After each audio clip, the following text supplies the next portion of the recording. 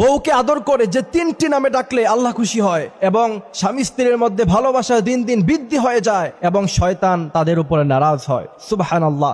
বউকে আদর করে এই তিনটি নামে সবসময় ডাকবেন। আল্লাহ রাসূল সাল্লাল্লাহু আলাইহি ওয়াসাল্লাম আম্মা জানা আয়েশা রাদিয়াল্লাহু তাআলা আনহাকে এই তিনটি নামে তিনি কিন্তু ডাকতেন। আমার ভাইয়েরা, আজকে বিয়ে হওয়ার পরে মডার্ন যুগ, স্ত্রীকে জান বলে ডাকে, তারপর আর কি যেন বেবি বলে ডাকে, অথচ আল্লাহ রাসূল সাল্লাল্লাহু আলাইহি ওয়াসাল্লাম একজন স্বামী হিসাবে ছিলেন সবচাইতে ভালো স্বামী। আম্মা জান আয়েশা রাদিয়াল্লাহু তাআলা আনহা বলতেন, আল্লাহ রাসূল সাল্লাল্লাহু আলাইহি ওয়াসাল্লাম আমাদেরকে যে ভালোবাসা, যে মহব্বত দিয়েছেন, পৃথিবীর কোন স্বামী তার স্ত্রীকে এত বেশি ভালোবাসতে পারে বলে আমার কাছে মনে হয় না। আম্মা জান আয়েশা রাদিয়াল্লাহু তাআলা আনহা বলছেন, আল্লাহ রাসূল সাল্লাল্লাহু আলাইহি ওয়াসাল্লাম আমাকে প্রথমে ডাকতেন হুমাইরা বলে। হুমাইরা শব্দের অর্থ হচ্ছে লাল ধরনের একটা দামি পাখি। দ্বিতীয় নম্বরে আপনি চাইলে আপনার স্ত্রীকে তার বাবার নাম ধরে ইবনাতুন শব্দ লাগিয়ে আপনি আপনার স্ত্রীকে ডাকতে পারেন। তৃতীয় নম্বরে আল্লাহ